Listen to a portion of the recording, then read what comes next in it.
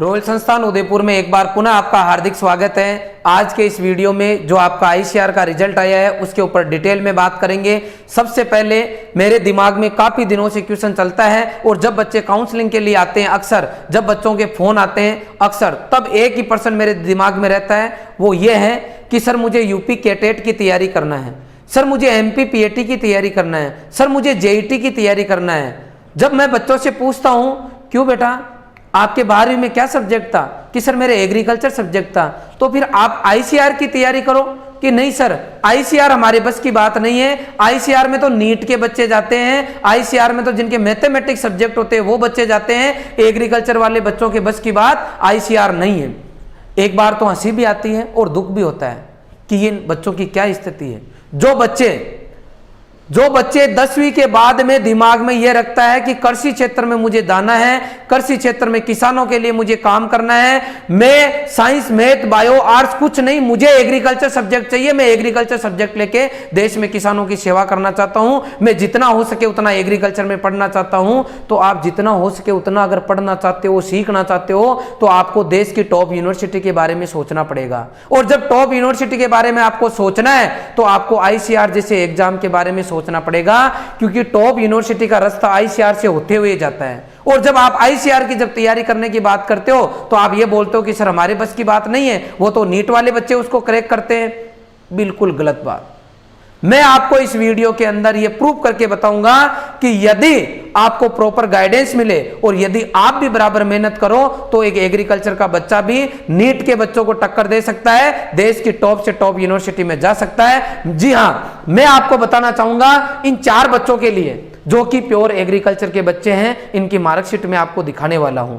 ये जो चारों बच्चे हैं इनसे मैं आपको पहले भी जब जेईटी का रिजल्ट आया तब मिला चुका हूं, अब आईसीआर का रिजल्ट आने पे मैं आपको मिला रहा हूं। मैं हमारा इस वीडियो में संस्थान का रिजल्ट प्लस आईसीआर के बारे में जो आपके डाउट दिमाग में वो क्लियर करने वाला हूं। सबसे पहले मैं रिजल्ट लेके आया हूं ताकि आपको ये दिमाग में सेट हो जाए कि एग्रीकल्चर 11th-12th में अगर आपके पास है और आप सही हाथों में चले गए, सही गाइड करने वाले लोगों के पास अगर आप चले गए तो डेफिनेटली आपका सिलेक्शन भी आईसीआर में होगा। और जो आपका सपना है कि मुझे बेस्ट जगह से जाके कुछ सीखना है, मुझे बेस्ट यूनिवर्सिटी में जाना है, आप 101% जाओगे। सबसे पहले मैं बात करता हूं जसवंत सुमन की। जसवंत सुमन कोटा राजस्थान का रहने वाला बच्चा है। इस बच्चे की जेईटी के अंदर पूरे राजस्थान के अंदर कृषि वर्ग में फर्स्ट रैंक रही थी और आईसीआर के अंदर भी ये बच्चा आपका 99.98 परसेंटाइल लेके आया है। 99.98 परसेंटाइल। मैं परसेंटेज नहीं बोल रहा हूं, आगे मैं आपको इस वीडियो में बताऊंगा कि परसेंटेज और परसेंटाइल दोनों में क्या फर्क है। 99.98 का मतलब है इस बच्चे से आगे कितने बच्चे हैं, 0.02%। मान लो आईसीआर की परीक्षा के अंदर 1 लाख बच्चे बैठे हैं तो इससे आगे ये बच्चा किन बच्चों में शामिल है वो देखो आप। इनको आप जब इंटू करोगे, निकालोगे कि कितने बच्चों में आने वाला है ये बच्चा, तो ये 0.02% बच्चे में है शामिल। तो आप देखोगे कि ये टॉप 20 में आने वाला है। अगर आईसीआर की परीक्षा के अंदर मान लो 1.5 लाख बच्चे बैठे हैं, इस बच्चे की रैंक टॉप 30 में आने वाली है, टॉप 30 बच्चों में ये बच्चा शामिल होने वाला है। ठीक है, इसी तरीके से विकास कुमार, ये चारों बच्चे जो राजस्थान की सबसे टॉप यूनिवर्सिटी एमपीएटी उदयपुर, उसके अंदर ऑलरेडी सिलेक्टेड है स्टेट लेवल के एग्जाम से। अब ये बच्चे आईसीआर में जाएंगे। क्यों जाएंगे? क्योंकि इन बच्चों ने मेहनत की थी उस एग्जाम के लिए। अब देखो विकास कुमार क्या है 99.79, खुशवीर क्या है 99.60, चित्रंजन के जो आए हैं वो आए 99.21। जसवंत सुमन और खुशवीर ये दोनों बच्चे हमारे ऑफलाइन बैच के स्टूडेंट हैं और ये दोनों बच्चे ऑनलाइन बैच के स्टूडेंट हैं। मतलब ऑफलाइन और ऑनलाइन दोनों बच्चे, अगर आप यूपी में हो, बिहार में हो, महाराष्ट्र में हो या चाहे आप केरला में हो, अगर आप इस संस्थान के साथ जुड़ते हो तो आईसीआर जैसे एग्जाम की तैयारी घर बैठे भी कर सकते हो। ये आपके मैंने प्रूफ बता दिया आपके सामने। अब मैं आगे अपन डिटेल में देखेंगे कि इन बच्चों के वास्तव में क्या सब्जेक्ट थे 12वीं बोर्ड क्लास में। ये हमारा जो बच्चा है ये है जसवंत सुमन। या आप इसके मार्कशीट देखोगे तो ये देखो केमिस्ट्री में इसके जो परसेंटाइल आए हैं वो आए 99.95। फिर बायोलॉजी में 98.40, एग्रीकल्चर 99.96, ओवरऑल इस बच्चे के आए हैं 99.98 परसेंटाइल। ठीक है, मतलब ये एग्रीकल्चर का स्टूडेंट।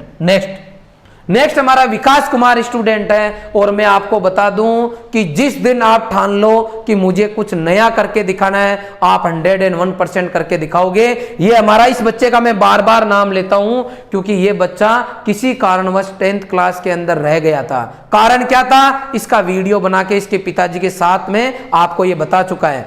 अब ये बच्चा जेईटी के अंदर टॉप यूनिवर्सिटी में आ गया, लेकिन इसके दिमाग में पूरी साल आईसीआर था। हमने बच्चों का माइंड वॉश आईसीआर के लिए कर रखा था, हमने बच्चों की तैयारी आईसीआर के लिए कराई। फैकल्टी हमारी टीम जो मेहनत कर रही थी, पूरी टीम हमारी वो आईसीआर के लिए कर रही थी। आईसीआर के अंदर भी इस बच्चे ने जो है अपनी परफॉर्मेंस दिखाई है, अपना और संस्थान का नाम किया है। नेक्स्ट जो हमारा स्टूडेंट है खुशवीर, इसके जेईटी के अंदर 242 नंबर आए थे और ईडब्ल्यूएस के अंदर पूरे राजस्थान में इस बच्चे की फर्स्ट रैंक रही थी। और इस बच्चे की जो है आईसीआर के अंदर इसके जो परसेंटाइल आए हैं 99.51, और इसके सब्जेक्ट केमिस्ट्री, बायोलॉजी और एग्रीकल्चर। नेक्स्ट अगर मैं बात करता हूं, नेक्स्ट स्टूडेंट है चित्रंजन मीणा। चित्रंजन मीणा जो है वो बच्चा जो है हमारा इस जेईटी की अगर मैं बात करूं तो उसमें भी टॉप 10 के अंदर रहा था अपने वर्ग के अंदर। अभी हाल फिलहाल ये बच्चा जो है इसके टोटल जो परसेंटाइल आए हैं वो आए 99.21। ये इन चारों बच्चों का रिजल्ट है, चारों एग्रीकल्चर स्ट्रीम के स्टूडेंट हैं। मैं इन चार का इसलिए लेके आया हूं, सबसे पहले उन बच्चों के दिमाग से ये कचरा निकाल दूं, ये डाउट निकाल दूं कि नहीं मेरे तो एग्रीकल्चर है, मैं तो जेईटी की तैयारी करूंगा, मैं तो केवल एमपी पीएटी की करूंगा सर। नहीं, आपको बड़ी सोच रखनी है बेटा। मैं वापस बोल देता हूं, कुछ भी इम्पॉसिबल नहीं है। जब ये बच्चे कर सकते हैं तो आप भी कर सकते हैं। मैं आपको लगातार जब तक काउंसलिंग चलेगी तब तक आईसीआर के बच्चों को जो यूनिवर्सिटीज मिलेगी उनकी पूरी जानकारी दूंगा एक एक करके। जैसे मैंने जेईटी के बच्चों की जानकारी आपको पूरी दी, लगभग हर यूनिवर्सिटी के अंदर हमारे अच्छी संख्या में बच्चे गए। राजस्थान की टॉप यूनिवर्सिटी है उसमें 25 स्टूडेंट गए और अभी लास्ट काउंसलिंग में एक बच्चा और गया, 26 स्टूडेंट हो गए। और अभी भी बच्चों की जो काउंसलिंग चल रही है, स्पोर्ट काउंसलिंग हो रही है, उसमें अभी और बच्चों के सिलेक्शन होंगे तो मैं भी आपको और जानकारी दूंगा। इसी तरीके से आईसीआर की भी मैं अब लगातार आपको इंफॉर्मेशन दूंगा और बच्चों का पूरा बैकग्राउंड बताऊंगा कि किस लेवल का बच्चा एक साल इस संस्थान के साथ जुड़ के और कौन सी यूनिवर्सिटी में गया है। नेक्स्ट, अब सबसे बड़ी बात और सबसे बड़ी खुशखबरी की बात यह है कि इस बार एनटीए ने नॉर्मलाइजेशन जो है उसको फॉलो किया है। लास्ट ईयर 2020 के जो बच्चे थे उनके साथ अन्याय हुआ था, उन बच्चों का हमें आज भी दुख है। हमने काफ़ी रिक्वेस्ट की थी, जो हमारे पास सोर्सेज थे, चाहे मेल करना हो या किसी से बातचीत करवानी हो, लेकिन हम लोग सफल नहीं हो पाए थे हमारे काम में। लेकिन इस बार एनटीए ने माना, बच्चों की रिक्वेस्ट को माना। आप लोगों ने भी अपने स्तर पर प्रयास किए थे। देश के अंदर बहुत सारे लोग जिन्होंने अपनी अपनी मुहिम चलाई थी कि आखिर इन बच्चों के साथ अन्याय क्यों हो रहा है, और उसको एनटीए ने स्वीकारा और इस बार नॉर्मलाइजेशन का जो फॉर्मूला है वो लगाया और उसी का नतीजा आपका परसेंटाइल पे एनटीए ने जो है रिजल्ट घोषित किया। नॉर्मलाइजेशन का मतलब इतना सा समझ लो कि अलग अलग पारी में अलग अलग शिफ्ट में यदि पेपर होता है तो पेपर का अगर लेवल किसी का कोई टफ है कोई इजी है, अगर ऐसा हो तो जिस बच्चे के टफ पेपर आ रहा है उसको कहीं ना कहीं नुकसान होता है। तो ऐसा नुकसान नहीं हो उसके लिए एक ऐसा फॉर्मूला सेट किया गया है कि चाहे पेपर का लेवल कुछ भी क्यों ना हो, बच्चों को जो है रिजल्ट में दिक्कत नहीं आए, बच्चों के लिए जब रैंक आए तब उनको इसका सजा नहीं भुगतनी पड़े कि मेरी पारी में तो पेपर टफ था इसलिए मैं पीछे चला गया। इस बात को खत्म करने के लिए, इस समस्या का समाधान करने के लिए एनटीए ने जो है नॉर्मलाइजेशन का फॉर्मूला अपनाया है। ऐसे कोई भी एग्जाम देश में क्यों ना हो, अगर वो एक से ज्यादा शिफ्ट में हो तो उनमें सभी में नॉर्मलाइजेशन का काम किया जाता है। अब बात करते हैं नेक्स्ट प्रोसेस क्या रहेगी। तो अब आपका आईसीआर आपकी रैंक जो है वो घोषित करेगा। आईसीआर ही आगे का पूरा काम देखेगा। आगे की जो भी प्रक्रिया रहेगी हम आपको पुनः वीडियो बना के बता देंगे। आपका परसेंटेज और परसेंटाइल दोनों अलग हैं। परसेंटाइल का मतलब होता है जैसे किसी के 98 परसेंटाइल आए हैं, इसका मतलब ये हुआ कि आप 98% जो बच्चे हैं उनसे आगे हैं। समझ गए? इसका मतलब कतई ये नहीं है कि आपके इतने नंबर आए हैं। जो अभी आईसीआर का रिजल्ट आए हैं इसमें नंबर से कोई लेना देना नहीं है। अब इनका मैं सेपरेट वीडियो बना के बता दूंगा कि इन दोनों पॉइंट में एक्चुअल में डिफरेंस क्या है।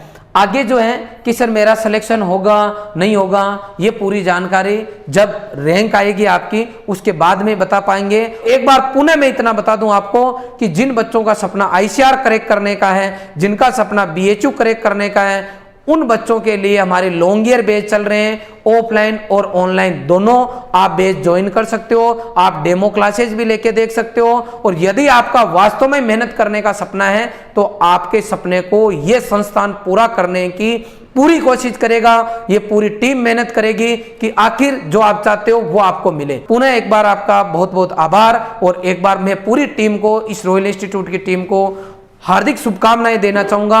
और मैं बताना चाहूंगा कि आपकी जो पूरी साल की मेहनत थी कोरोना टाइम की, उसका एक्चुअल रिजल्ट बच्चों के सामने आ रहा है। बच्चे और पेरेंट्स फुली सेटिस्फाइड हैं। आगे भी हमारी ये पूरी टीम इसी तरीके से काम करती रहेगी। Thank you very much.